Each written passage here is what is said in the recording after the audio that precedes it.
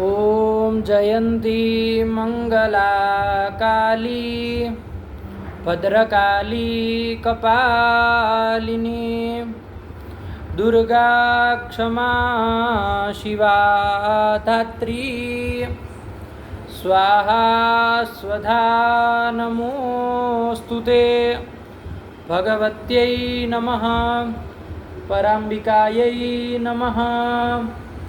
ॐ पूर्णमदः पूर्णमिदं पूर्णात् पूर्णमुदच्यते पूर्णस्य पूर्णमादाय पूर्णमेवावशिष्यते।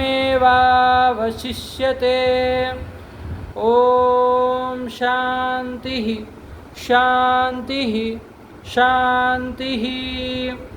शङ्करं शङ्कराचार्यं केशवं बादरायणं सूत्रभाष्यकृतौ वन्दे भगवन्तौ पुनः पुनः।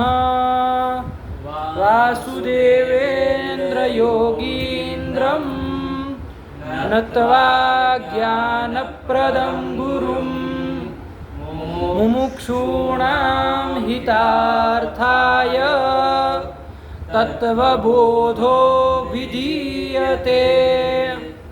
चलिए चला जाए बाबू। तो हम लोग पिछले पाठ में जीवन मुक्त किसको कहते हैं उसको देख रहे थे। तो आचार्य ने जीवन मुक्त का स्वरूप बताया कि किसको जीवन मुक्त कहा जाए। जो जीते जी मुक्त हो गया हो उसी को जीवन मुक्त कहा जाएगा, है ना। शाब्दिक अर्थ यही आ रहा है, लेकिन किसको कहा जाए फिर भी स्पष्ट करना पड़ेगा ना। तो उसको उन्होंने बताया कि जिसको ब्रह्मैवाहमस्मि ऐसा अपरोक्ष ज्ञान हो गया हो, दृढ़ निश्चय रूप अपरोक्ष ज्ञान हो गया हो। आया कि नहीं? जैसा दृढ़ निश्चय अज्ञानावस्था में था, क्या था? अहम मनुष्य, अहम ब्राह्मण, अहम देह इत्यादि इत्यादि रूप दृढ़ निश्चय था कि नहीं था? अज्ञान अवस्था में कितना दृढ़ होता है ना। अच्छा, बहुत लोग ऐसे होते हैं जो ये कह देते हैं हम नहीं मानते हैं कि कोई ब्राह्मण होता है, क्षत्रिय होता है, वैसे शूद्र, हम ऐसा नहीं बुद्धि करते, हम मानते ही नहीं। नहीं कहते हैं हम इन सब से बाहर है, हम नहीं मानते सब कुछ होता है ना। तो इसका मतलब उनको ब्रह्म ज्ञान हो गया है। अरे ब्राह्मणों हम भले बुद्धि न करे, मनुष्यों हम हो रही कि नहीं हो रही। तो मनुष्य मैं हूँ, मैं पशु हूँ ऐसा नहीं ना होती है, मैं मनुष्य हूँ ऐसी बुद्धि हो रही है। इसका मतलब ये सब बुद्धि हो ही रही, चाहे आप मानो न मानो, है ना। ये नहीं बहुत सारे कह देते हैं, नहीं कह देते कि मैं ब्राह्मण क्षत्रिय में नहीं मानता हूँ, कोई ब्राह्मण कोई क्षत्रिय है, कोई कुछ है कोई कुछ है। आया कि नहीं? इसका मतलब अब उसको भ्रम निवृत्ति हो गई सब है, उसको मतलब ज्ञान हो गया, तत्व ज्ञान हो गया। ऐसा कह देने से नहीं हो जाएगा आपके कि हम नहीं मानते हैं। आया कि नहीं? आपको है ना कि मैं पुरुष हूँ, मैं देह हूँ, मैं शरीर हूँ, ये बुद्धि है कि नहीं है? हाँ। तो अज्ञान, तो ध्यान रखिएगा। तो ये आपके खाली कह देने से मतलब ये मत समझिए कि हम ये सब नहीं मानते हैं। नहीं मानने से नहीं होता है। अरे बुद्धि तो हो ही रही। अरे मैं मनुष्य हो रहा है, ये बुद्धि हो रही है ना। तो चाहे मानो नहीं मानो सब हो ही रही बुद्धि। आया कि नहीं आया? हाँ। ये खाली कहने से नहीं होगा। चलो, तो ये कहने का तात्पर्य अज्ञानावस्था में जो ये बुद्धि हो रही है, दृढ़ निश्चय हो रहा है, वैसा ही दृढ़ निश्चय होना चाहिए कि मैं ये सब कुछ नहीं हूँ, मैं शरीर नहीं हूँ, मैं ब्राह्मण नहीं हूँ, मैं पुरुष नहीं हूँ, है कि नहीं है? मैं फलानी जाति का नहीं हूँ, मैं फलाना नहीं हूँ। ठीक है, ये सब दृढ़, ये मतलब नहीं होना चाहिए। और क्या होना चाहिए? मैं कैसा हूँ? तो मैं असंग हूँ, मैं सच्चिदानंद स्वरूप हूँ, स्वप्रकाश रूप हूँ, सर्वांतर्यामी हूँ, चिदाकाश रूप हूँ। ऐसा दृढ़ निश्चय रूप अपरोक्ष ज्ञान होना चाहिए। मैं शुद्ध चैतन्य हूँ, मैं ब्रह्म हूँ, अहम ब्रह्मास्मि। इस तरह का दृढ़ निश्चय रूप अपरोक्ष ज्ञान होना चाहिए। आया कि नहीं? और उस ज्ञान होने से क्या हो जाएगा? ऐसा दृढ़ निश्चय रूप अपरोक्ष ज्ञान होने से क्या हो जाएगा? सकल जो कर्म बंधन है उनकी क्या हो जाएगी? उससे मुक्ति हो जाएगी। तो ऐसे सकल कर्म बंधनों से जो विनिर्मुक्त महात्मा है उसी को क्या कहा जाएगा? जीवन मुक्त कहा जाएगा। किसी को भी आप प्रशंसा के पुल बांधने के लिए जीवन मुक्त कह दीजिए, ये तो जीवन मुक्त है, लेकिन आपके कह देने से जीवन मुक्त नहीं होगा। ये घटना चाहिए उसमें लक्षण, ये स्वरूप इसमें घटना चाहिए, है ना। तो क्या कि ब्रह्मैवाहमस्मि इत्याकारक अपरोक्ष ज्ञान हो करके जो सकल कर्म बंधनों से विनिर्मुक्त हो गया है वही जीवन मुक्त है। सीधी सीधी बात आया कि नहीं आया? एकदम क्लियर है। कोई समस्या इस ग्रंथ में? अच्छा, यहाँ पर कहा था निखिल कर्म बंध विनिर्मुक्त जीवन मुक्त के लक्षण में कि निखिल कर्म बंधनों से जो मुक्त हो गया, कर्म आया था ना, तो वो कर्म क्या है, कितने प्रकार के हैं, ये जिज्ञासा हो गई। तो उसी के लिए ग्रंथ आगे आ रहा है कि भाई वो कर्म जो आपने कहा कि जो सभी कर्मों से मुक्त हो गया है, तो वो कर्म कौन कौन है, कितने प्रकार के हैं, जिज्ञासा होगी कि नहीं होगी? तो वही ग्रंथ अब आगे आ रहा है। ठीक है। कर्माणि कति विधानि, कर्माणि कति विधानि आगामी संचित प्रारब्ध भेदेन त्रिविधानि सन्ति। कर्माणि बोलो, कर्माणि कति विधानि आगामी संचित प्रारब्ध भेदेन त्रिविधानि सन्ति। प्रश्न हुआ कर्माणि कति विधानि, कर्म कितने प्रकार के हैं, है ना। कर्म कितने प्रकार है? आपने कहा कि सकल कर्म बंधनों से मुक्त हो गया हो, वो कर्म कितने प्रकार के हैं, क्या क्या है, तो उसको बता रहे हैं। कर्माणि कति विधानि, तो उत्तर दिया कि आगामी संचित प्रारब्ध भेदेन त्रिविधानि सन्ति। त्रिविधानि कर्माणि सन्ति, 3 प्रकार के कर्म हैं। कितने प्रकार के? क्या क्या 3 प्रकार के? तो कहा आगामी संचित प्रारब्ध भेदेन, आगामी संचित और प्रारब्ध के भेद से कर्म 3 प्रकार के हैं। सबसे पहला है आगामी कर्म, दूसरा है संचित कर्म और तीसरा है प्रारब्ध कर्म। आया कि नहीं? तो 3 प्रकार के कर्म है। नाम ध्यान रहेंगे क्या क्या? कर्म, संचित कर्म और प्रारब्ध कर्म। आया कि नहीं? अब एक एक को क्रम से बताएंगे कि आगामी कर्म क्या है, संचित कर्म क्या है और प्रारब्ध कर्म क्या है, क्रमशः निरूपण करेंगे। लेकिन 3 प्रकार के कर्म हैं, ये समझ में आ गया? चलो, अब सबसे पहला कौन था? आगामी कर्म। तो उसके लिए देखो जी प्रश्न करके उत्तर दे रहे हैं। आगामी कर्म किम? आगामी कर्म किम? आगामी कर्म किम? आगामी कर्म किम? ज्ञानोत्पत्त्यनन्तरं ज्ञानी देह कृतं पुण्य पाप रूपं कर्म यदस्ति तद आगामी कर्मेत्यभिधीयते। तदागामी कर्मेत्यभिधीयते। आगामी कर्म किम? आगामी कर्म किम? ज्ञानोत्पत्त्यनन्तरं ज्ञानी देह कृतं पुण्य पाप रूपं कर्म यदस्ति तदागामी कर्मेत्यभिधीयते। है कि नहीं? आगामी कर्म किम? सबसे पहला जो आगामी कर्म था वो क्या है, किसको कहते हैं? प्रश्न किया। अब उत्तर दिया कि ज्ञानोत्पत्त्यनन्तरम ज्ञानी देह कृतं पुण्य पाप रूपम कर्म यदस्ति तदागामी कर्म इति अभिधीयते। ज्ञानोत्पत्ति के अनंतर ज्ञान होता है, इस पहले है ना, ब्रह्मैवाहमस्मि ऐसा अपरोक्ष ज्ञान, दृढ़ निश्चय रूप अपरोक्ष ज्ञान होगा। उस ज्ञानी इस ज्ञानोत्पत्ति के अनंतर है कि नहीं है? ज्ञानोत्पत्ति अनंतरम ज्ञानी देह कृतम। अच्छा, ज्ञान की उत्पत्ति हो गई तो उसके बाद उस ज्ञानी पुरुष का देह तो रहेगा ना, देह तो शरीर तो रहेगा। जब तक उसके प्रारब्ध कर्म है तब तक उसका शरीर तो रहेगा ही उसको भोगने के लिए। आया कि नहीं आया? तो ज्ञानोत्पत्ति के अनंतर मतलब ज्ञान ब्रह्मैवाहमस्मि ऐसा अपरोक्ष ज्ञान हो जाने के बाद ज्ञानी का देह रहेगा, तो उस ज्ञानी के देह के द्वारा भी तो कुछ कर्म होंगे, पुण्य पापात्मक कर्म। तो वो जो ज्ञानी देह के, ज्ञानी के शरीर के द्वारा जो कर्म होंगे पुण्य पाप स्वरूप कर्म, उसी को आगामी कर्म कहते हैं। समझ में आई बात? है ना, हाँ। ज्ञानोत्पत्ति के पश्चात जो ज्ञानी के देह के द्वारा जो कर्म होंगे, पुण्य पाप स्वरूप जो भी कर्म होंगे, हाँ। उसी को आगामी कर्म कहते हैं। सीधी सीधी बात यही है। हाँ। आया कि नहीं? हाँ। ध्यान से अब समझिए इसको कि ज्ञानोत्पत्ति, ज्ञान हो गया किसी पुरुष को, है ना, वेदांत का श्रवण मनन निधिध्यासन बार बार कर करके किसी पुरुष को क्या हो गया? ज्ञान हो गया। ज्ञान हो गया, दृढ़ निश्चय रूप अपरोक्ष ज्ञान हो गया कि ब्रह्मई वाहम अस्मि, अहम ब्रह्मा अस्मि। आया कि नहीं? हाँ। इस तरह का अपरोक्ष ज्ञान हो गया। तो वो ज्ञानोत्पत्ति के अनंतर ज्ञानी का देह रहेगा कि नहीं रहेगा? देखो ध्यान रखना, कोई कोई कह देते हैं कि ज्ञान होने के पश्चात ज्ञानी का दहन देह जो है, ज्ञानी का जो शरीर है, उस ज्ञानी पुरुष का जो शरीर है वो नष्ट हो जाता, ये कह देते हैं। लेकिन ऐसी बात नहीं है, ज्ञानी का देह तो रहेगा ना बाबू। अरे ज्ञानी का देह नहीं रहेगा तो उपदेश कौन करेगा फिर वास्तविक? है? अरे उसका शरीर नहीं रहेगा ज्ञानी पुरुष का, तो उपदेश कौन करेगा फिर? वास्तविक उपदेश तो वही कर सकता है।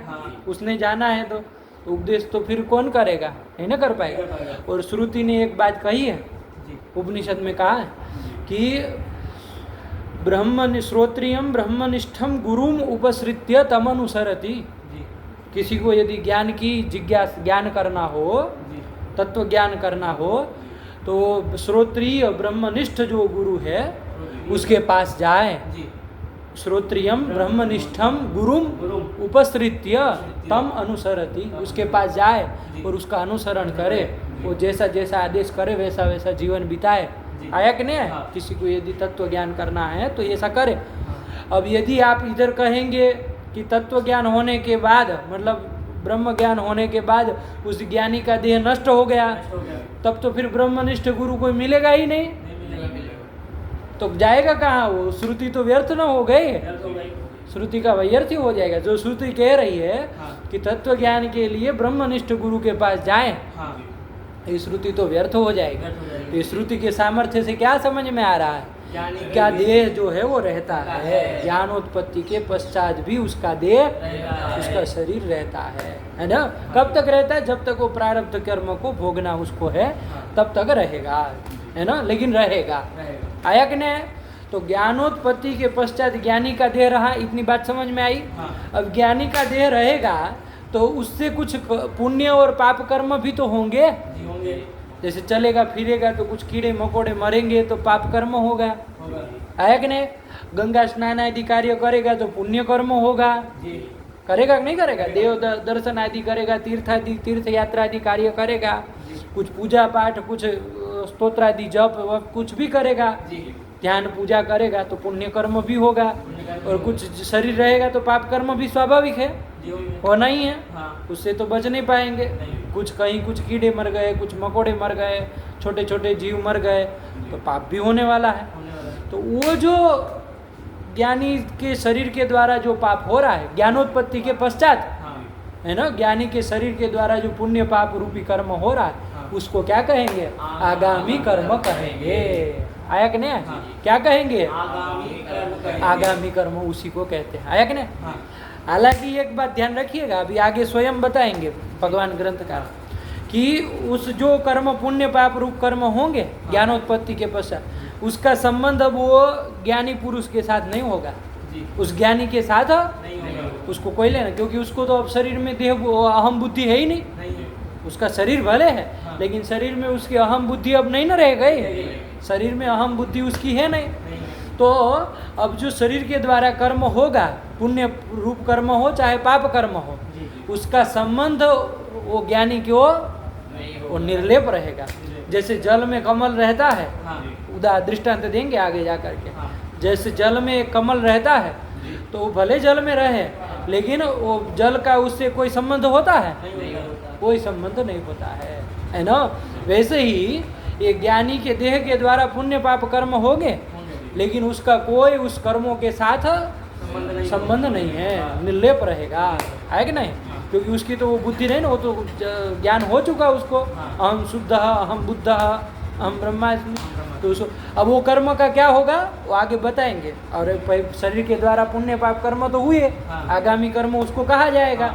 उसका होगा क्या, तो वो सब आगे प्रक्रिया अभी बताएंगे, बहुत सुंदर ढंग से बताएंगे, तो उसको देखेंगे। लेकिन फिलहाल आपको आगामी कर्म समझ में आया कुछ, कि ज्ञानोत्पत्ति के पश्चात ज्ञानी के देह के द्वारा किया गया जो पुण्य पाप कर्म है उसी को आगामी कर्म कहते हैं। बैठ गई बात, वही कहा है, पढ़ो ना बाबू।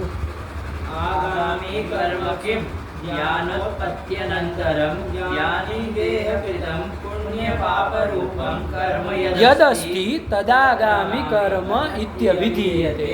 तद आगामी कर्म, वही आगामी कर्म है, इति अभिधीयते, ऐसा कहा जाता है। आया कि नहीं? चलिए, तो ये कर दिया, आगे चला जाए तो ये हो गया आगामी कर्म, स्पष्ट हो गया। दूसरा क्या बताया? संचित कर्म। संचित कर्म किसको कहते हैं, तो उसी को बता रहे। संचितम कर्म किम, संचितं कर्म किम, संचितम कर्म किम, संचितं कर्म किम, अनंत कोटि जन्मनाम अनन्तकोटि जन्मनां बीजभूतम सद बीजभूतं सत् यत् कर्म जातम यत् कर्म जातं पूर्वोपार्जितम तिष्ठति पूर्वोपार्जितं तिष्ठति तत् संचितम ज्ञेयम। तत् संचितं ज्ञेयम्। पढ़ो बाबू। संचितं कर्म किम अनन्तकोटि जन्मनां बीजभूतं सत् यत् कर्म जातं पूर्वोपार्जितम, पुण्य कहाँ है? पूर्वोपार्जितं तिष्ठति तत् संचितं ज्ञेयम्। फिर से पढ़ो। संचितं कर्म किम अनन्तकोटि जन्मनां बीजभूतं सत् यत् कर्म जातं पूर्वोपार्जितं तिष्ठति तत् संचितं ज्ञेयम्। है ना? संचित कर्म किसको कहते हैं? संचितम कर्म किम, तो उसका उत्तर दिया अनंत कोटि जन्मनाम बीजभूतम सद। अनंत कोटि जन्मों का जो बीजभूत है, कारणभूत है ना? अनंत को, ये संचित कर्म क्या है? अनंत कोटि जन्म, अनंत करोड़ों जो जन्म है उनका बीजभूत है, कारणभूत है ना? अनंत कोटि, अभी पहले शब्दार्थ लगा लीजिए, फिर विशेष समझा रहे।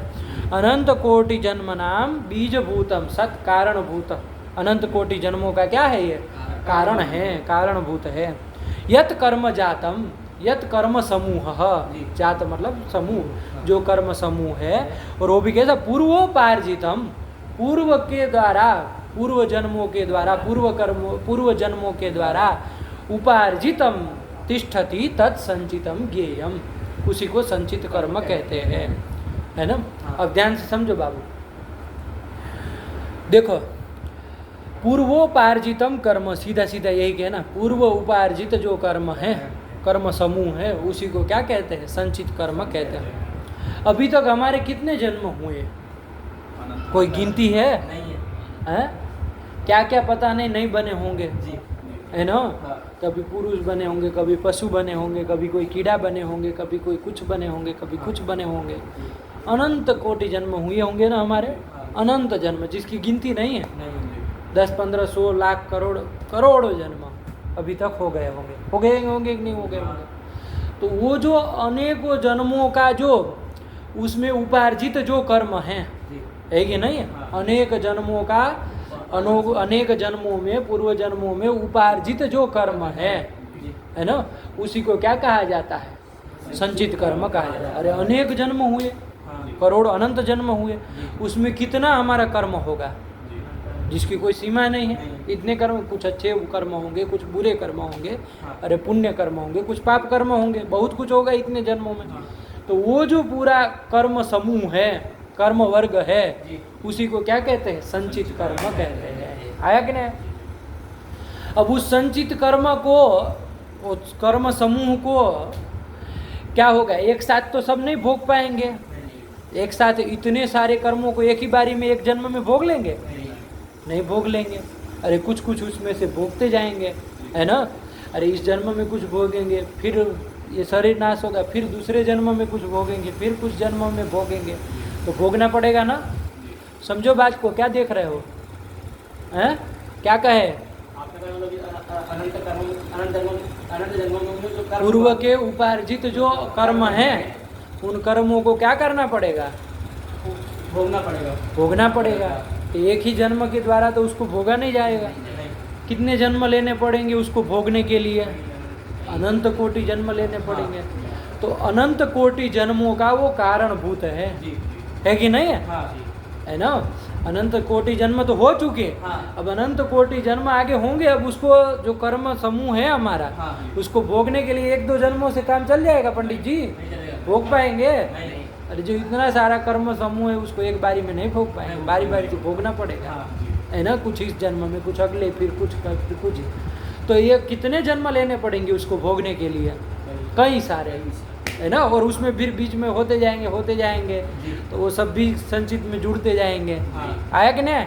तो कहने का तात्पर्य क्या है कि अनंत कोटि जो जन्म होंगे उनका कारणीभूत है।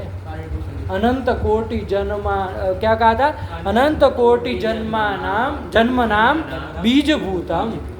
अनंत कोटि जन्मों का क्या है? बीजभूत है, कारणभूत है। कौन?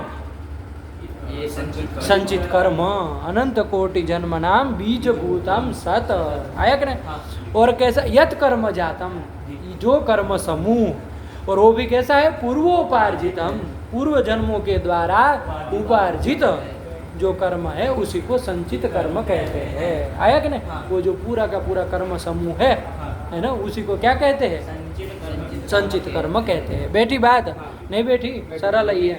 हाँ, पूर्व जन्मों के द्वारा उपार्जन, अरे आप ने उपार्जन किया ना, पैदा किए ना, वो कर्म समूह जो है आप ही के द्वारा पैदा हुआ है ना। पूर्व जन्मों में कितने सारे जन्म हो गए, तो उसमें कुछ पुण्य कर्म किए, कुछ पाप कर्म किए, तो वो आप ही ने उपार्जन किया ना। तो वो जो उपार्जित उत्पन्न जो कर्म समूह है ना, पूर्व जन्मों में उपार्जित जो कर्म समूह है उसी को संचित कर्म कहते हैं। आया कि नहीं? चलो, और इसी से क्या होगा? इसी संचित कर्म से आगे कितने जन्म मिलने वाले हैं? अनंत कोटि जन्म मिलेंगे। तो अनंत कोटि जन्मों का ये बीजभूत हो रहा है ना, कारणभूत, क्योंकि इसी को भोगने के लिए जन्म मिलता जाएगा। तो जो जन्म मिलेंगे उसका कारणीभूत हुआ कि नहीं हुआ? अनंत कोटि जन्मों का ये बीजभूत है, कारणभूत है। हाँ, ठीक है, पढ़ो। अनंत कोटि जन्म नाम बीजभूतम सत् यत् कर्म जातम पूर्वोपार्जितम तिष्ठति तत्संचितम ज्ञेयम। उसी को संचित कर्म कहते हैं। स्पष्ट है? कोई दिक्कत नहीं ना है? ये हो गया संचित कर्म। कितने देख लिए अभी तक? कौन कौन? आगामी कर्म और संचित कर्म। अब तीसरा अंतिम एक बचा है, कौन? प्रारब्ध कर्म। प्रारब्ध कर्म किसको कहते हैं भैया? बहुत सुनते हैं इसके बारे में, तो शब्द तो हर कोई सुना ही होगा कि जैसा प्रारब्ध में होगा वैसा होगा। लोग बोल देते कि नहीं बोलते? हर कोई आदमी बोलता है, लेकिन प्रारब्ध मतलब क्या है ना? प्रारब्ध कर्म किसको कहते हैं, है ना? तो उसी को स्पष्ट करिए ग्रंथ के द्वारा। क्या? प्रारब्धम कर्म किम? प्रारब्धम कर्म किम? प्रारब्धम कर्म किम? प्रारब्धम कर्म किम? इदं शरीरमुत्पाद्येह लोक एव। इदं शरीरमुत्पाद्येह लोक एव। सुख दुःखादिप्रदं सुख दुःखादिप्रदं यत् कर्म तत्प्रारब्धं तत्प्रारब्धं भोगेन नष्टं भवति। भोगेन नष्टं भवति। प्रारब्धकर्मणां भोगादेव क्षय इति न्यायात्। भोगादेव क्षय इति न्यायात्। इति न्यायात्। आया कि नहीं? चलिए, प्रारब्ध कर्म क्या है? प्रारब्धम कर्म किम, है ना? प्रारब्ध कर्म क्या है, किसको कहते हैं? तो बताया, इदम शरीरम उत्पाद्य, है ना? इस शरीर का उत्पत्ति करा करके, इदम शरीरम उत्पाद्य इह लोके एव सुख दुखादि प्रदम, इस लोक में ही सुख दुख आदि को प्रदान करने वाला यत कर्म, जो कर्म है, तत्प्रारब्ध, हम उसी को प्रारब्ध कर्म कहते हैं। इतनी सी बात है। प्रारब्ध कर्म किसको कहते हैं? तो देखो बाबू, संचित कर्म तो आपको समझ में आ ही गया, है कि नहीं? जो अनंत जन्मों का जो इकट्ठा हुआ कर्म समूह है ना, उसी को क्या कहते हैं? संचित कर्म कहते हैं। वो संचित कर्म एक ही बारी में तो बाबू वो फल उसको तो भोग नहीं पाएंगे, है कि नहीं ना भोग पाएंगे। तो उसमें से कुछ कुछ कर्म जो होते हैं वो फल देने के लिए तैयार हो जाता है। जैसे इसके पूर्व वाला जो हमारा जन्म था, पूर्व वाला जो शरीर था, वो जब नष्ट होने की कगार पे आया, मतलब अंतिम समय में जब उसका नाश हो रहा था, उस समय उस कर्म के, पूर्व जन्म के और उसके पहले के जितने भी जन्म हैं, उन सब के कर्म जो मिल करके है वो तो संचित कर्म हुआ पूरा मिल करके। वो सबको तो एक बारे में नहीं भोग पाएगा, इस जन्म में, अगले जन्म में आया कि नहीं आया। तो क्या होता है वहाँ पर, कुछ कुछ जो कर्म होते हैं, है ना, जो अविरुद्ध कर्म है ना, अभी वो सब क्या हो जाते हैं, फल देने के लिए तैयार हो जाते हैं, है कि नहीं है, क्या हो जाते हैं, फल देने के लिए तैयार हो जाते हैं। ये सब लिस्ट बन जाती है कब, जब पूर्व जन्म में शरीर नाश हो रहा है, पूर्व जन्म का भी जब ना वो हो रहा है, मृत्यु हो रही, उसी समय लिस्ट तैयार हो जाती है कि नहीं है। इसके संचित कर्म में से कौन कौन फलीभूत हुआ है, फल देने के लिए कौन कौन तैयार हो गया है। तो वो जो कर्म होता है, वो जो कर्म जो फलीभूत कर्म हुआ, उसी को प्रारब्ध कर्म कहते हैं। सीधे सीधे समझिएगा, है ना, क्योंकि सब तो बाबू वो संचित को नहीं ना भोग पाएगा एक ही बारी में। तो क्या करेगा, वो संचित कर्मों में से जो फल देने के लिए तैयार हो जाए, अविरुद्ध कर्म, है ना, क्योंकि कुछ कर्म ऐसे होंगे जो आपको राजा बनाने के लिए, राजा बनाने वाले कर्म किए होंगे, कुछ कर्म होंगे जिसमें आपको मतलब 10 दिन भूखा रहना है ना, या तो मतलब जिंदगी भर मतलब ठोकरें खाती रहनी, ऐसा भी कुछ काम किया होगा, इतने जन्मों में कैसे कैसे काम किए होंगे। तो ऐसे दोनों मिक्सअप, मतलब किसी में मान लीजिए कोई कर्म होगा आपको राजा पुरुष बनाने का कर्म है, कोई कर्म आपने किया है आपको गधा बनाना है, कोई कर्म किया आपको पेड़ पौधा बनाना है। तो सब तो एक साथ पुरुष भी बन जाए, पेड़ पौधा भी बन जाए, सब तो एक बारी में नहीं हो पाएगा। तो जो अविरुद्ध कर्म होते हैं, है ना, जिसका परस्पर में विरोध, ऐसे दो कर्म नहीं आएंगे। एक कर्म है पुरुष बनाने वाला, एक कर्म है पेड़ बनाने वाला, तो वो दो कर्म फलीभूत होंगे तो कैसे काम चलेगा, नहीं ना हो पाएगा। तो सजा अविरुद्ध कर्म, इसलिए शब्द प्रयोग कर रहे, जो अविरुद्ध कर्म जिससे विरोध न हो, है ना, ऐसे ऐसे कर्म जो एक साथ में भोगे जा सके, ऐसे अविरुद्ध कर्म जो है वो क्या हो जाते, फल देने के लिए तैयार हो जाते हैं। कुछ कुछ का वो जो फल देने के लिए तैयार हो गए, वही क्या कहलाते हैं, उसी कर्मों को क्या कहते हैं, प्रारब्ध कर्म कहते हैं। और उस प्रारब्ध कर्म के अनुसार ही अगले आपको शरीर मिलेगा, अगले जन्म में अगला जन्म होगा और आपको शरीर मिलेगा। तो वही लिखा, इदम शरीरम उत्पाद्य, इस शरीर को उत्पन्न करके, करा करके, किसके द्वारा ये शरीर उत्पन्न हुआ, क्या है इसका कारण, बात। अरे लिस्ट को मारो गोली, कुछ पदार्थ समझ में आया कि नहीं, कह रहा है संचित कर्म। अरे संचित कर्म से थोड़ी ना ये शरीर मिला, संचित कर्म तो कितना सारा है, कितना सारा कर्म समूह है। ध्यान से समझो बाबू, बच्चा खा गए, पदार्थ नहीं पकड़ पाए, आज तुम बेध्यान हो रहे हो, आज है ना, विस्खलित हो रहे, ध्यान से समझो पदार्थ को। हाँ, क्या कहे, अरे वो संचित कर्म तो कितना सारा है, वो कैसे अभी एक ही बारी में भोगा जा सकता है, नहीं ना भोगा जा सकता है। तो वो जो कर्म समूह है संचित कर्म, पूर्व जन्म पर्यंत जो अनंत जन्म हुए, उनके द्वारा जो कर्म मिला जुला हुआ है ना, वो संचित कर्म, उसके द्वारा थोड़ी ना ये शरीर मिलता है, उसको थोड़ी ना भोग पाएंगे एक ही बारी में। उसमें तो कुछ आपको गधा बनाना है, उसी में आपको बैल बनाना है, उसी में कुछ कर्म है आपको पुरुष बनाना है। वो संचित कर्म कैसे शरीर दे देगा, उसमें तो सब विरुद्ध विरुद्ध कर्म पड़े हुए है कि नहीं है। उससे उसके द्वारा ये शरीर नहीं मिलता है। इस जन्म का शरीर किससे मिला, वो जो फलीभूत देने, वो संचित में से कुछ कुछ कर्म, संचित तो मतलब जिसकी गिनती नहीं है, उतने सारे कर्म हैं संचित, तो उसमें से कुछ है जो इस जन्म में अगले जन्म में भोग पाएगा। उतने कर्म जो फल देने के लिए तैयार हो गए, वो है तो कर्म, और वही प्रारब्ध कर्म अगले जन्म का शरीर दिलाता है ना। अगले जन्म में शरीर का वो क्या कराता है, पैदा कराता है। तो कौन करा रहा है, शरीर का प्रारब्ध कर्म उत्पादक हुआ ना। अरे इस शरीर का कारणीभूत उत्पादक कौन हुआ, तो संचित कहाँ से बोल दे रहे हो। अरे संचित को कहाँ भोग पाएगा एक ही बारी में? उसमें तो पता नहीं क्या क्या कांड किए हैं, एक बारी में नहीं निपट पाएंगे पंडित जी, है ना। उससे शरीर कैसे दिला पाएंगे संचित से? उस संचित में से जो कुछ कुछ कर्म हैं फल देने के लिए तैयार हो गए, उनके द्वारा शरीर मिलेगा, है ना। तो इदम शरीरम उत्पाद्य, इस जन्म का ये जो शरीर है उसको उत्पन्न करा करके, कौन कराएगा उत्पन्न? प्रारब्ध कर्म कराएगा, है ना। उत्पन्न करा करके अब क्या करेगा? यह लोके एव सुख दुख आदि प्रदम, इस लोक में ही वो प्रारब्ध कर्म क्या कराएंगे? सुख दुख आदि का प्रदान करेंगे, सुख दुख आदि मिल देंगे। कौन? प्रारब्ध कर्म। प्रारब्ध कर्म ही से अनुसार सुख दुख मिलेंगे। न एक बित्ता कम हो पाएगा, न एक मात्रा कम हो ज़्यादा हो पाएगी।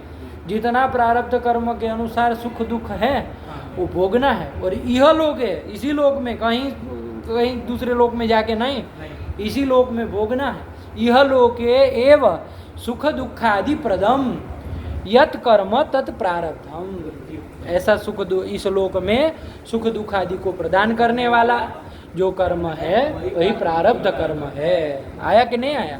नहीं समझे, है ना। प्रारब्ध कर्म किसको कहते हैं? तो जो कर्म इस शरीर को उत्पन्न करा करके इसी लोक में जो सुख दुख आदि को प्रदान करने वाले कर्म है वो प्रारब्ध कर्म है। आया कि नहीं आया?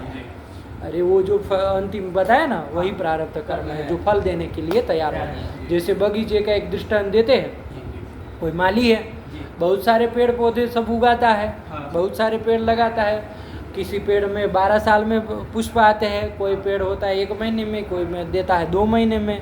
अलग अलग समय सब फूलों के आने का समय होता है, खिलने का होता है कि नहीं होता है। तो पेड़ मान लीजिए किसी माली ने बगीचे में उगाया, अब सुबह के समय जब वो जाएगा, है कि नहीं, फूल को वहाँ से लेने के लिए, ताकि उस वहाँ से फूल को चुन चुन करके फिर उसको बाजार में जाके बेचे। तो वो जो सुबह के समय गया वहाँ पर, है कि नहीं, तो उस समय जो खिले हुए फूल होता है उसी को ना तोड़ेगा, जो एकदम मतलब खिल गए हैं अच्छे रूप से। कोई कोई होंगे अच्छे से नहीं खिले होंगे, अभी 2-3 दिन का समय हो, कोई हो अभी फूल ही आना बाकी है, 10 साल बाद आएगा, 5 साल बाद आएगा। आया कि नहीं आया? तो लेकिन किस फूलों को तोड़ता है वो? जो खिले हुए है ना, उन फूलों को तोड़ तोड़ करके फिर ले जा करके बाजार में जाके उसको माला वाला जो बनाना हो बेच देगा। करेगा कि नहीं करेगा? खिले हुए को लेगा। ऐसे ही संचित कर्म तो हमारे बहुत सारे हैं बाबू, उन सबों को एक बारी में भोगना संभव है ही नहीं। अरे जब इतने जन्मों में किए हैं तो एक बार में कैसे भोग लेंगे? नहीं ना भोग पाएंगे, तो बारी बारी से भोगना पड़े। तो जब पूर्व जन्म का शरीर नाश हो रहा है, मृत्यु हो रही थी शरीर की, उस समय कुछ फल कर्म संचित पूरा है, उसमें से कुछ कर्म फल देने के लिए तैयार हो जाते हैं। जैसे वो पुष्प खिल जाते हैं वैसे ही कुछ कर्म फल देने के लिए तैयार हो गए, है ना। उन कर्म के द्वारा ही ये अगले शरीर मिलता है, अगले जन्म का शरीर मिलता है, मतलब इस जन्म का शरीर मिला और इस जन्म में इस लोक में ही हमको क्या करना, सुख दुख आदि को वो प्रारब्ध कर्म प्रदान करेगा, उसको भी भोगना पड़ेगा प्रारब्ध कर्म। आया कि नहीं? तो उसको ये जो दिलाने वाला शरीर दिलाने वाला और वो सुख दुख आदि प्रदान करने वाला जो कर्म है उस कर्म को क्या कहते हैं? कर्म कहते हैं। सीधी सीधी बात है। अब इसको नहीं समझ पाओ तो कोई नहीं समझा सकता है, इतनी सरल भाषा में लिखा है इन्होंने। आया कि नहीं आया? चलो बैठो पढ़ो, क्या कह रहे हैं? शरीरम उत्पाद्य इह लोके एव सुख दुखादि प्रदम यत कर्म तत् प्रारब्धम, वही प्रारब्ध कर्म है। समझ आया? प्रारब्ध संचित और प्रारब्ध में अंतर करना बाबू, खिचड़ी मत पकाना। ये लड़के को अभी समझ नहीं आया, आपको लग रहा है। क्या समझ में आया? जो हमें शरीर मिला है और इस लोक में सुख दुख प्रदान करने वाले कर्म है वही प्रारब्ध कर्म है। आया कि नहीं आया? संचित तो अभी बहुत छूट गए, उसमें जो कुछ जो है जो फल देने के लिए तैयार हो गए वही प्रारब्ध कर्म है। आया कि नहीं? चलो तो ये कर दिया। और आगे क्या? ये तो प्रारब्ध कर्म का समझ में आ गया। और वो प्रारब्ध कर्म को वो क्या कह रहे हैं? आगे कुछ कह रहे हैं कि तत्प्रारब्धम भोगेन नष्टम भवति। और इस प्रारब्ध कर्म का नाश कैसे होगा? भोगेन नष्टम भवति, भोग से नाश होगा, भोगना पड़ेगा उन प्रारब्ध कर्मों को। आप कितना हाथ पैर मार लीजिए, जी है कि नहीं? हाँ। लेकिन वो प्रारब्ध कर्म जो है, चाहे पुण्य कर्म होगा तो उसको उस रूप से भोगना पड़ेगा, हाँ। है ना? और पाप कर्म होगा तो उसको भी भोगना पड़ेगा, जी। सब कुछ भोगना, आप बच नहीं सकते। नहीं। न वो पुण्य कर्म से बच पाएंगे, न सुख से बच पाएंगे, न दुख से बच पाएंगे। आया कि नहीं? तो भोगे न नष्टम भवति, भोग के द्वारा नष्ट होता है। क्यों भैया? तो कहा कि प्रारब्ध कर्मणाम भोगादेव क्षयः इति न्यायात, जी प्रारब्ध कर्मों का भोग से ही क्षय होता है। जी ये न्याय है, नियम है, हाँ, जी। है ना? शास्त्र में क्या कि प्रारब्ध कर्मों का भोग से ही नाश होता है, उसके अलावा कोई दूसरा रास्ता नहीं उसका है। भोग करना ही करना है, चाहे कितना बड़ा तिस्मार खान हो, हाँ, जी। प्रारब्ध कर्मों का भोग करना ही करना है। संचित कर्मों का तो बाबू नाश हो जाएगा, जी। अभी आगे बताएंगे। हाँ, जैसे ही वो अपरोक्ष ज्ञान होता है, हाँ, जी। अहम ब्रह्मास्मि, हाँ, ब्रह्मा। ऐसा दृढ़ निश्चय रूप अपरोक्ष ज्ञान हो जाता है। हो जाता है। आया कि नहीं? तो वो जो संचित कर्म है उनका नाश तो हो जाएगा, हो जाएगा। है कि नहीं? हाँ। ज्ञानाग्नि ही सर्व कर्माणि भस्मसात कुरुते अर्जुन, जी भगवान कृष्ण ने गीता में कहा, हाँ। हे अर्जुन, ज्ञानाग्नि ही सर्व कर्माणि भस्मसात कुरुते, ज्ञान रूपी जो अग्नि है हाँ, वो सभी कर्मों को भस्मसात कुरुते, वो सभी कर्मों को भस्म कर देती है। जी भगवान कृष्ण ने कहा, हाँ। ज्ञानाग्नि ही सर्व कर्माणि भस्मसात कुरुते अर्जुन, हे अर्जुन, ज्ञानाग्नि ही सर्व कर्माणि भस्मसात कुरुते। हे अर्जुन, ज्ञान रूपी अग्नि जो है, ये ब्रह्म ज्ञान तत्व ज्ञान रूपी जो अग्नि है, वो सभी कर्मों को क्या कर देती? भस्म कर देती, जला करके खाक कर देती। आया कि नहीं? हाँ। वो सभी कर्म कौन? संचित कर्म। ध्यान रखना, हाँ। वहाँ सर्व कर्म करके गीता में वो प्रारब्ध मत पकड़ना। नहीं। आया कि नहीं है? हाँ। वो ज्ञानाग्नि जो सर्व कर्म का नाश करेगी, जो कहा, हाँ। तो कौन से कर्म का? संचित कर्म कर्म का। का। तो संचित कर्मों का तो बाबू ज्ञानाग्नि से नाश हो जाएगा। हो जाएगा। आया कि नहीं? आया। लेकिन प्रारब्ध कर्म का तो भोगना ही पड़ेगा। उसमें मतलब आप कुछ मतलब रत्ती भर इधर उधर नहीं कर पाएंगे, है नो? हाँ। वो प्रारब्ध कर्मणाम भोगादेव क्षय। आया कि नहीं? हाँ। इसे क्या बाबू समझ में आ रहा है? ध्यान रखना चाहिए। हाँ। ये तो हो गया, ग्रंथ आ गया कि नहीं आ आ गया? गया। प्रारब्ध कर्म क्या है ये बताया, हाँ। और उसके बाद उसका नाश कैसे होगा, तो भोग से ही उसका नाश होगा। आया कि नहीं? आया। एक बात आपको कह रहे हैं कि इसलिए इससे क्या समझना चाहिए कि ज़्यादा सुख दुख के लिए है ना हाथ पैर मारने की जरूरत नहीं है कि नहीं? हाँ। थोड़ा सामान्य कर्म जो आपको करना है वो करिए, उससे जो आपके वो होगा वो मिल जाएगा। अपना वस्तुतः लक्ष्य क्या होना चाहिए? ये तत्व ज्ञान करना ही लक्ष्य होना चाहिए, है कि नहीं? हाँ। उसके लिए ज़्यादा सुख दुख के चक्कर के लिए लोग करते हैं ना, सामान्य रूप से हम लोग भी करते ही है। हाँ। सुख के लिए कितना हर कोई चाहता है कि सुख मिले, कितना मतलब मेहनत करता है। लेकिन आप देखिए अमीर मतलब कितना पैसा कमाया, कितना कुछ किया, है ना, कष्ट जेल करके, है कि नहीं? जी। लेकिन फिर खाना तो आपको मतलब दाल का पानी है, हाँ। सूखी सब्जी है, उबला हुआ आलू है, जी। यही ना खाना। हाँ। देखे कि नहीं देखे? कितने बड़े बड़े अमीर लोग होते हैं, हाँ। लेकिन खाने के लिए डॉक्टर ने सब मना कर दिया, है ना? हाँ। वरना पैसों की कमी नहीं है कुछ, नहीं है। जो चाहे वो आ सकता है, हाँ। जो चाहे वो बन सकता है, लेकिन खाना क्या है? वही उबली हुई दाल, जी, जी। है ना? हाँ। वही सूखी रूखी सब्जी, वही सूखा रूखा दवाई जैसा खाना, खिचड़ी विचड़ी, है ना, बिना नमक बिना वो सब, क्योंकि डॉक्टर ने मना कर दिया। तो देखो प्रारब्ध कर्म वैसा था, तो चाहे कितना आपने हाथ पैर मारा, कितना पैसा कमाया, लेकिन खाना तो वही पड़ा, हाँ। भोगना तो वही पड़ा। आया कि नहीं? हाँ। और बहुत ऐसे भी होते हैं बाबू, जी। है कि नहीं? जैसे हम लोग अभी 1-2 महीने पहले वो कुछ काम में लगे थे, हाँ। तो उस काम करते समय हम लोगों को देखने में आया, तब हमको ये ध्यान आया जी। कि देखो प्रारब्ध कर्म का ही खेल है। हाँ। मतलब ऐसे ऐसे मतलब मकान, मतलब बंगलो ही कहिए उसको, हाँ। बड़े बड़े घर, हाँ। बढ़िया गार्डन है, बढ़िया रहने वहने की सब प्रकार की सुविधा है। हाँ। जी। वहाँ रह कौन रहा है? नौकर। मालिक है कहीं बाहर रह रहा, जी। मुंबई में है, पता नहीं कहाँ तक के खा रहा होगा, हाँ। आया कि नहीं? और यहाँ वो नौकर के भरोसे छोड़ के गया। अभी 1-2 महीने पहले कुछ काम कर रहे थे, तो उस प्रसंग में हम लोगों ने ऐसे बहुत घर आए, तो वहाँ नौकर का पूरा परिवार उस घर में रह रहा, बंगलों में। कितनी मतलब उसने कोई मतलब पैसा वैसा कमाने के लिए कोई यत्न किया नहीं किया, लेकिन प्रारब्ध कर्म ऐसे थे, सुख भोगना लिखा था। तो देखो हर प्रकार का मतलब ऐसा है, सुख भोगने के पैसे भी मिल रहे हैं। हाँ उसके पैसे भी मिल रहे हैं, वो भी अलग से भैया घर संभाल रहा है ना, हर महीने भेजता होगा कुछ न कुछ आता होगा तो कपड़े वपड़े पता नहीं क्या क्या दे देता होगा, है कि नहीं? बस खाली उसके नाम पे नहीं है इतना ही, वरना भोग तो वही रहा है, है ना?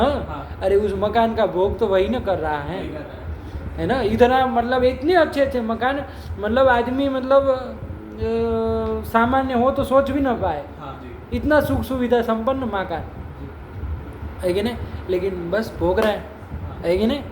और हमारे उधर वहाँ पर आप लोगों के भी इधर होता है, जो छोटे छोटे गांव होते हैं ना, तो वहाँ से लोग मतलब क्या करते, बाहर चले जाते हैं काम करने के लिए, बड़े सिटी में कुछ करने के लिए, है ना? जैसे हमारे यहाँ गुजरात में जो गांव वगैरह है, तो वहाँ से लोग निकल करके सूरत चले गए, कहीं चले गए, बड़े बड़े शहरों में, अहमदाबाद है, कोई है, राजकोट है, क्या है, तो बड़े बड़े शहरों में चले गए, पैसा वहाँ बढ़िया कमाते करते। उनका बढ़िया बढ़िया घर बना होता है, कहाँ पर? गाँव में बढ़िया बढ़िया घर बना रहता है ना, बहुत अच्छा मकान, मतलब सब सुविधा हो। तो वो फिर उसको क्या करते हैं, किसी को दे देते भाड़े पे। भाड़ा गांव में कितना मिलेगा? 500 रुपये, 500 रुपया में, 500 रुपया, 1000 रुपया, या तो बहुत हो। कहीं तो ऐसा होता है कि भाई आप लोग रहिए तो घर साफ सफाई रहे, आप लोग रहिए, कुछ पैसा वैसा नहीं चाहिए, तो कोई अगला दूसरा आदमी रह रहा है कि नहीं है? उस इतने बड़े मकान की भोग वो कर रहा है कि नहीं है? तो बनाया किसी ने, भोग हो ही रहा है, आनंद ले रहा। 500 रुपया में बताओ, महीना के 500 रुपये क्या होता, 1000 रुपये क्या होता? बढ़िया से उस मकान का भोग कर रहा है, सुख सुविधाओं का। तो प्रारब्ध कर्म का खेल है ना? तो ये प्रारब्ध कर्म नाम भोगादेव क्षय, वही सुख दुख आदि का प्रदान कराते। प्रारब्ध कर्म ही क्या करते? सुख दुख आदि को, सुख दुख और आदि से सुख दुख आदि प्रदम कहा ना, सुख दुख आदि को प्रदान करने वाला, सुख दुख और आदि से, अरे उसके साधन, सुख साधन दुख साधन, ये थोड़ी ना अरे सुख दुख मतलब बैठे बैठे सुख हो जाएगा, बैठे बैठे दुख करा देगा। अरे उस सुख का साधन भी तो देगा, अच्छी अच्छी सुख सुविधाएं देगा तो सुख का साधन भी तो देगा। दुख भोगना होगा तो दुख का साधन भी तो देगा कि नहीं देगा? तो आदि से सुख साधन दुख साधन फिर जो भी हो वो उसको वो प्रदान करता है, आया कि नहीं? तो उसको भोगना ही पड़ेगा, आया कि नहीं? वो तो ज्ञान हो जाए ना हम ब्रह्मास्म में, तो भी उस प्रारब्ध कर्मों को तो भोगना ही पड़ेगा, उसका नाश नहीं हो पाएगा। वो जो ज्ञान हो जाएगा, अभी आगे बताएंगे, तो संचित कर्मों का नाश तो हो जाएगा। ज्ञानाग्नि ही सर्वकर्माणि भस्मसात् कुरुते अर्जुन, गीता का प्रमाण, आया कि नहीं? लेकिन प्रारब्ध कर्म जो है उसको तो भोगना ही पड़ेगा, उसका शरीर तब तक रहेगा जब तक वो प्रारब्ध को खत्म करेगा, आया कि नहीं? भोगना पड़ेगा, वही कह रहे। पढ़ो बाबू, पढ़ लो, आगे है ना? प्रारब्ध कर्म किम इदम शरीरम उत्पाद्येह लोक एव सुख दुखादि प्रदम यत् कर्म तत् प्रारब्धम भोगेन नष्टम भवति प्रारब्ध कर्मणाम भोगादेव क्षय इति न्याया। बैठ गया? तो जब इसको भोगना ही है, उतनी मात्रा में सुख दुख मिलना ही है, तो फिर क्यों फालतू में हाथ पैर इतना मारा जाए, है ना? सामान्य कर्म करके अपना जो वास्तविक लक्ष्य है परमात्मा प्राप्ति, उसके लिए यत्न करना चाहिए, नहीं करना चाहिए? क्यों फालतू में बेकार में यत्न किए जाए? क्योंकि कुछ भी कर लेंगे तो मतलब मान लीजिए पैसा कमा लिए, वो सब कुछ मिल गया, तो होना तो वही है ना? होना भोगना तो वही है, वही एक बिस्तर में आपको पड़े रहना है, तो कहाँ है इतना हाथ पैर मारे, फिर मिलता जाएगा अपने हिसाब से, आया कि नहीं? उसके लिए ज़्यादा सुख दुख के लिए यत्न न कर करके इस जीवन का जो वास्तविक लक्ष्य है ना, उसको सार्थक किया जाए, तो ये जीवन की सार्थकता होगी कि नहीं होगी? चल यही कर दिए। अब ये तीनों प्रकार के कर्म हो गए ना, आगामी कर्म, संचित कर्म, प्रारब्ध कर्म। बस अब पाठ यहीं रखा जाए, आप लोग लगा लीजिए, अच्छे से विचार कर लीजिए, तब उसके बाद आगे चला जाए। रखे? भगवत्यै नमः, पराम्बिकायै नमः। अस्तु।